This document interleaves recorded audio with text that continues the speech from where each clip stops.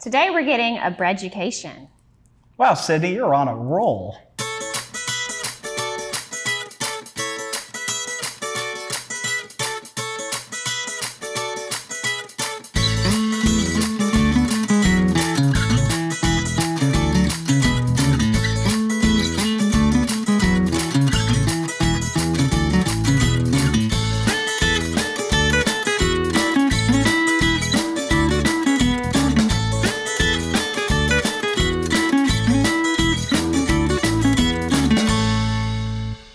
Welcome back to At the Table. Sydney here, and I have two wonderful guests with me here today, all the way from Lenoir County. This is Kelly Tyndall, and she is the FCS agent in Lenoir, and she is one of my very beloved friends. We get to work together and play together a lot. So I love working with Kelly. I'm so glad she could be here. And she has brought along Seraphim, and they have done really cool stuff together. Seraphim is a culinary artist. So tell me a little bit about y'all's relationship, how you guys got started, and all of that.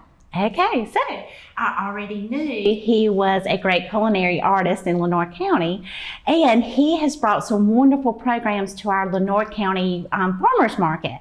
And so I, stepping back a little bit to, eating healthy is really important, but having skills. So I was trying to bring in some classes that we could teach that were specific to building skills. We just got through having some winter weather, no bread around. So I thought baking bread was a great thing, maybe biscuits and throwing some other stuff. And I had all these crazy ideas. And while I was at the farmer's market during one of Seraphim's famous, oh my gourd, programs, activities that brought in a lot of people, I walked over to his table just to talk to him a little bit. And there he had this spread of bread and some infused butter. And I thought I had died and gone to heaven. And I was like, would you like to help me with my classes? And of course he was like, absolutely. I mean, he's wonderful. He's fun to have with the audience and keeps everyone going and laughing. And we just had a great time, and we've got other things in the works. So that's awesome. We're really excited about that. Extension is big, if you haven't been able to tell, on partnerships. And when we can bring in people who are local, who have different skills and special skills and unique skills than what we definitely bring to the table, it just makes our programming so much better, I feel like. So how did you kind of get your start, Seraphim?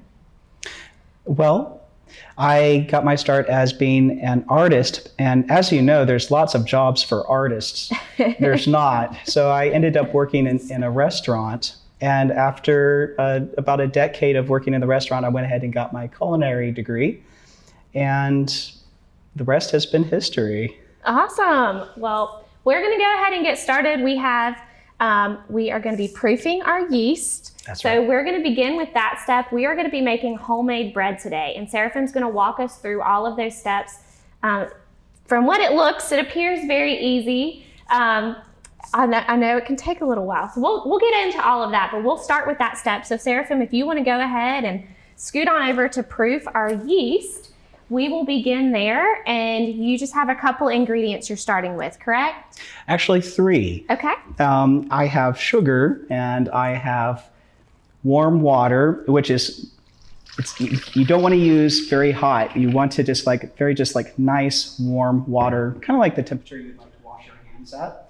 And I have the sugar in the bowl here, and I'm just going to go ahead and give it a little stir, help it to dissolve a little bit. And then I have here some yeast. And which kind of, I know there's a couple different types of yeast, so which one do you typically use? You know, I find that it doesn't really matter. Okay. This one is a active dry yeast. I've used fast rise too. They all work. Okay. Mm-hmm. Whenever I've bought yeast, I usually do the fast rise just because I'm impatient. I hear you. So, yeast it uses the sugar as fuel, and the water And it will begin to come alive here in a little bit, which is a neat thing to see. Cool. Okay, great. So you just have the sugar, the water, and the yeast to start with, correct? That's right. And so the next couple things we're adding, we have flour and oil? We have flour, oil, we have some salt, and then we have some of the remaining sugar, because you don't want to add all of your sugar to your proofing process, because it's actually not good for the yeast. It's just the right amount that it needs. And the yeast will begin to eat it, actually, and produce alcohol and carbon dioxide, which is a similar process to making beer. Cool. Okay. So people can go make beer at home as well as bread? Yes, I recommend that. Yeah. There you go. Makes your bread taste even better. So we have very simple ingredients, which is why I love this. I think sometimes when we're thinking about making bread, it seems a little scary and daunting. You're like, this is going to be so much involvement. It's going to take me a whole week. It's going to take me way too much time that I don't have what I need to even make bread. So it's a pretty simple process. It is a simple process. Today's bread is only taking 5 ingredients. Now, it does take a long time, typically close to 4 hours, but a lot of that time you can be doing other things around the house. Great. So we'll let our yeast continue to bloom at this point now and proof. Or proof. Uh-huh. Yeah, so we'll let that continue, and then we'll see you guys back in just 1 second.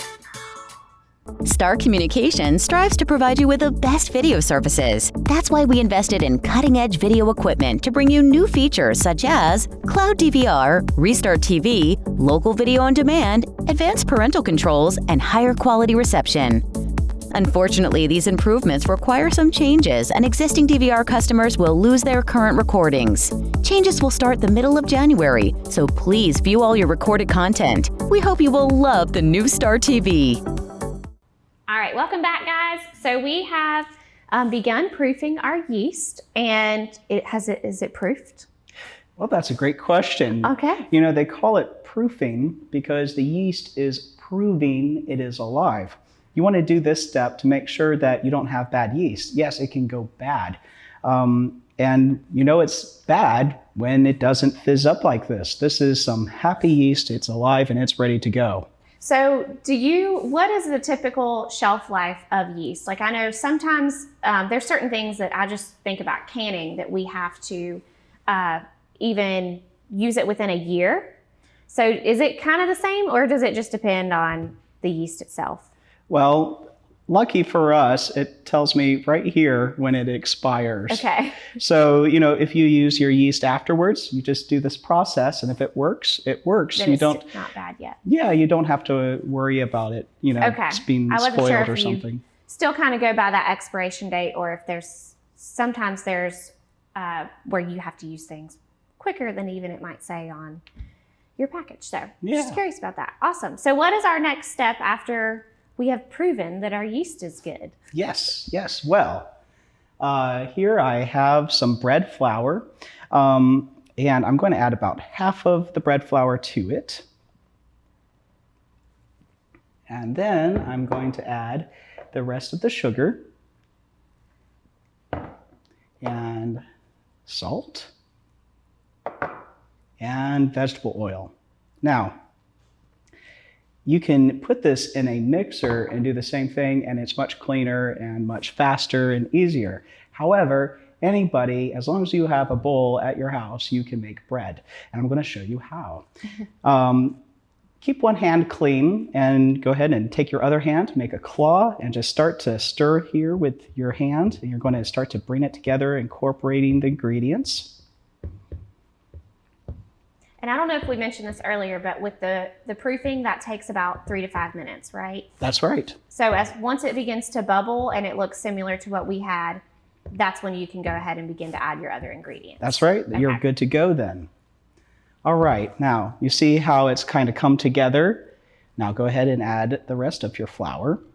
And the cool thing about this recipe, and a lot of bread recipes, is that you can use half whole wheat flour and half bread flour and have a great turnout.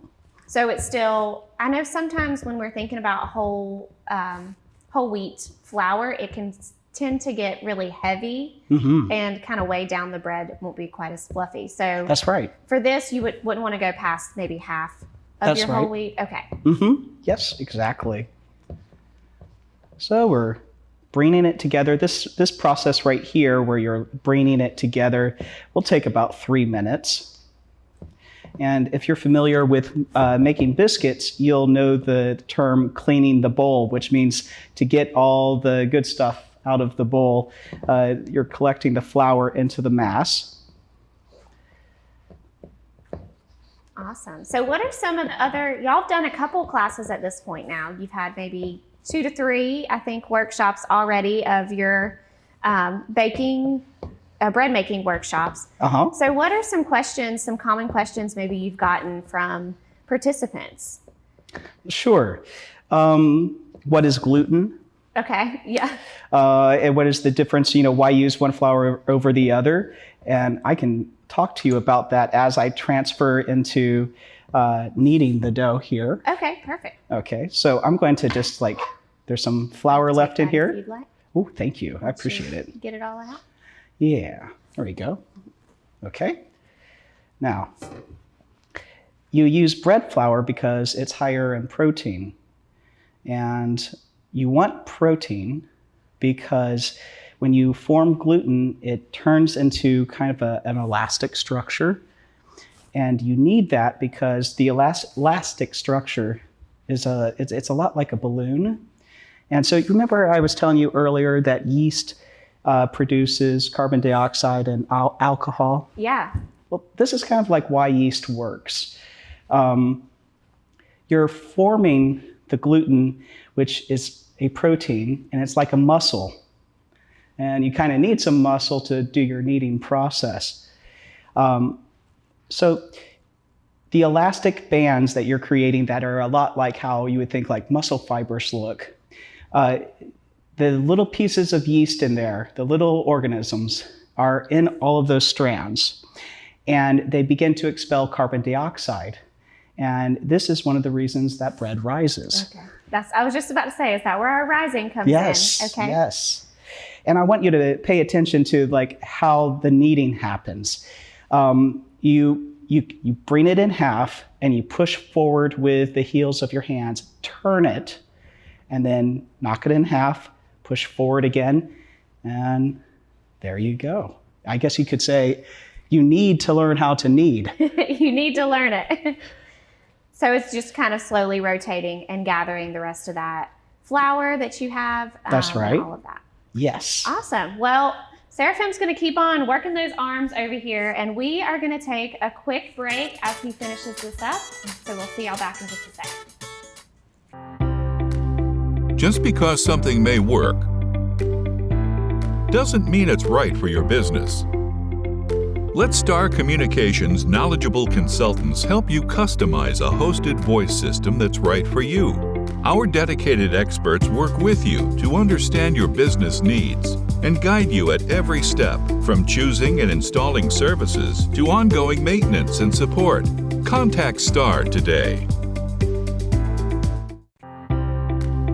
Just because something may work doesn't mean it's right for your business.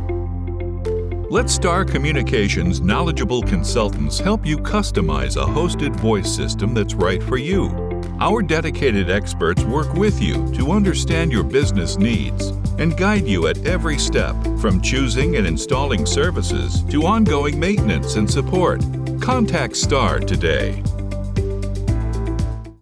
All right, guys, welcome back. So we have been working I haven't been working very hard on this bread, but we have been kneading this bread and it is ready. It smells delicious. Yes. So it's crazy how much you can just smell in the air the bread. If somebody were to walk in this room, it would smell like bread. Yes. And what gives it that scent?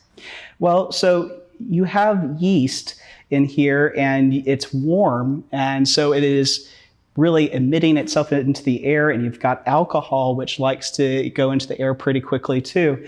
But yeast has terpenes that are unique to itself, and it's an unmistakable odor that us humans love. Yeah.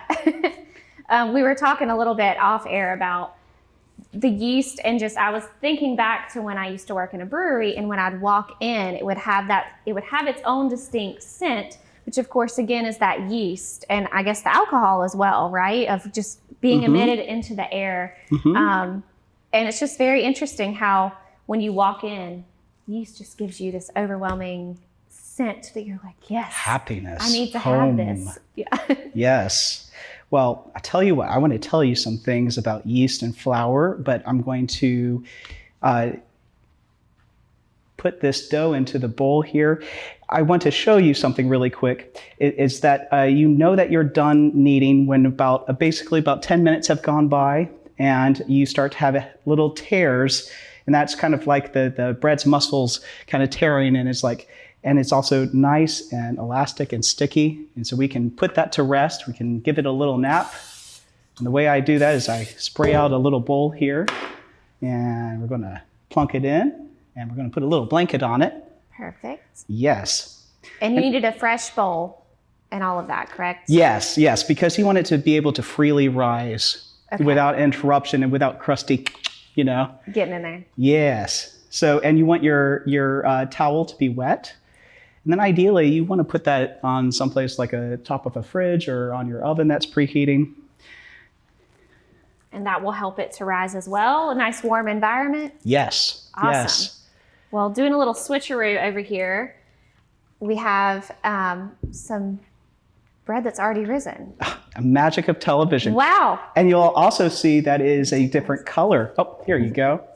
It's a different color because on this particular batch, I did half whole wheat and half regular bread flour. And I was starting to tell you that there was some differences in flours. Yeah. Yeah. So we use bread flour because it's high in gluten, and you want that gluten because you're building that muscle. But right now, here's one of my favorite parts of doing bread, and that's punching down the dough. If you're having a bad day, this is why this is therapeutic. You just got to knead, which is it's a good workout, but now, look at that puppy. Wow. Yes, it's sinking down.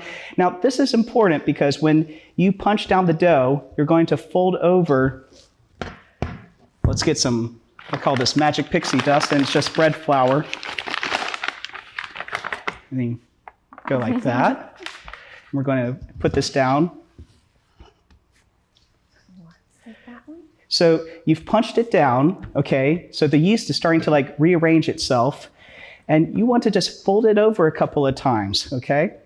And what this does is it equals out the fermenting that's happening. You might have a pocket of really productive yeast doing its thing and, really putting in their day's work. But you might have a lower, lazier corner over here. Well, you do this here and you're putting those productive workers in the lazy corners. And then this is called bench rest. We call this in pastry world your bench, which is not something you sit on, it's something you bake on. And then we're going to get out a nice, can I have that towel? Yep. Yay, great. So this is a nice damp towel, and we're going to just let that take a nap for about 5 minutes. And meanwhile, we can talk about how to make some forms like a baguette. Okay. So will you just explain to me, why does this need to rest for 5 more minutes? Oh, that is such a good question. It's because the muscle has just been reworked again, and you have to chill it out so that you can form it without it being too tight, and you need it to be able to work with you. That way the bread will be fluffy. So if you were to go right into it, would it be kind of overworked and not rise as well once you bake it? It would rise, but if you're making a form, it's not going to cooperate well. Okay, gotcha. All right, awesome. So there's a couple different things that we can do in terms of how to make this, present it, I guess. That will come in your artistic side of what you do. So what are some of the things that we are going to do in terms of how we will make this look pretty, look like bread we recognize, I guess? Oh, sure. Well, we have, this is called a couche. And this is for making baguettes and petards. And this is the scooper that you use to move it around. We can also do clover leaf rolls. You do your clover leaf rolls with your muffin pan. You can also do a Sister Somebody yeast rolls, with your pie pan, and you can make some sandwich bread. Awesome. So this is a really great versatile bread that we can use. We can do all different kinds of stuff with it, right? And then you've got your rolls, you've got your bread for sandwiches, and then if you just want some pretty bread, you've got that as well for maybe an event. So we'll let our bread continue to rest, and we will be back in just 1 second.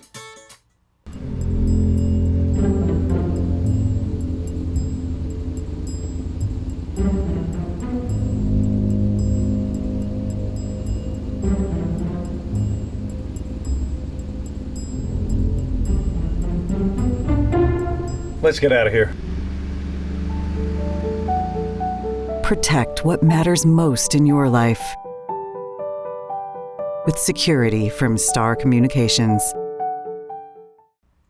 All right, so one thing I did want to mention that I think we did not talk about was when we are letting our dough rise, it needs to sit for an hour and a half to 2 hours? More kind of like an hour to hour and a half. You want that time for the flavor to develop and for the starches to unravel and become delicious. But you're looking for the bread dough to double in size. Double, okay. So when you go to peek at that, just check to make sure that it's risen. You saw what Seraphim's looked like when he came in, and it was, it was almost all the way to the top of the bowl. It had just expanded so much. So I just wanted to mention that if you are making this at home. So our bread has rested on its bench, right? It has. And it's grown a little bit. It looks good. It does. And this is the one that's half whole wheat and half bread flour. And what I'm going to do here is, this is alive, so you go here and you pull away, because if you don't, it will want to grow back together. Oh, okay. Okay, and I'm going to give you a section about yay big here. Okay, here you go. And let's see, I'm going to put that side here. I'm going to tear myself out a little bit more here. Okay, now, when you're making a baguette or a batard, a loaf shape, what you kind of want to start doing is you want to kind of press it down without overworking it, and you're making a rectangle-ish shape. Okay. Okay. And then you're making it a little bit long, and this is fun. Oh, I just broke it. Hey, you know what? It's okay. Oh. There you go. It molds back together, right? Press it down again. Okay. Now, you want to go over here and make a little roll and press your fingers in here. Okay. And press down here and press down here. And then you roll it a little bit more towards you and press in and press in and press in. And do it again. You press in and press in and press in. Now, baguettes have specifications. For one, they're just 4 ingredients. And they also have a specific shape and a specific length. So this, we're just going to call it a loaf. You've got these ends, and what you're going to do is you're going to tuck them under, and you're going to pinch it shut like that, and you're going to pinch your seam shut here. Okay, and then come over here and tuck it under and pinch it shut. Now you have yourself a bread log. Now, if I was making my loaf, not in a loaf pan, but just like a kind of like a free-form loaf, I could either use a baguette mold or a batard mold, or I could use something that I was showing you called the couche. And basically, it makes its form so that it rises up into a form. It doesn't just, go out flatter, because you want it to have a body, unless if it's another type of bread. Now, I could stop there and I could put it in that rest and let it rise. And you're going to want it to double in size, just like how you were doing with that over there. Okay. Now, if I'm making some rolls for dinner, I'm going to now keep progressing, but with that form. And I'm going to, let's see, I'll make it about, this probably has about, I'd say about 5 good rolls. So here and here, oh, that's going to be a huge one. Okay. Now I'm going to pass this knife over to you. All right. So you said 5, right? Uh-huh. Now, let's see. Oh, this is a good one to show you. So what I like to do is I'm tucking it in on itself like this, okay? Because it's giving me a head start on how to do this form. So some people think a roll is just like, like, oh, I'm just rolling it. You're not. You're trying to create a structure, a circular structure, so that it rises all in the same way from each direction evenly. And the way that you do that is you want to have basically no flour down, because you want this thing to kind of stick to the counter. And you're going to make a claw again, and you're going to kind of go like this, and you're pinching down on the countertop so that it's holding in place. And what the bread is doing is it's continually growing again and folding over. Now, am I rotating the bread as I'm doing this? In my, I know it's moving slightly, but does it need to be moving like this as well? It does a little bit. Okay, I'm trying to watch you and do it. You're doing great. It's kind of a hard thing to teach and to learn, but it will get bouncier, it will get harder, it will be formed. And what you're going to do is you're going to use your nonstick spray. Some people can use flour for different forms, and you just start to arrange your rolls in there, and when they have doubled in size, well, you're going to have it covered. Again, you want to keep everything moist with a moistened towel. But when it's doubled in size, you're ready to then do your baking process. Now tell me if I'm doing this correctly. When I take this and I roll it into more of a ball, right? The piece that I'm taking, that is where it's all pinched together, is what I'm flipping, correct? That's exactly right. Okay. I just wanted to make sure that I had the right end down. Oh, that is a great, great question. Yeah. Awesome. So one other thing that I think we maybe need to touch on is we use baking flour, not all-purpose flour today. Bread flour, that's right. Sorry, bread flour. And there is a big difference. You could not just substitute all-purpose for the bread flour, right? Well, it's better to use the bread flour because it has a higher degree of protein in it, and that protein is what forms the gluten, which is what makes the rubber balloons essentially. All-purpose is a middle-of-the-road flour. You can make bread with it, but you're going to have a better result by using bread flour. Okay. And the same, we were kind of mentioning cake flour and pastry flour. There's not quite as much protein in that. Right. That has that gluten protein.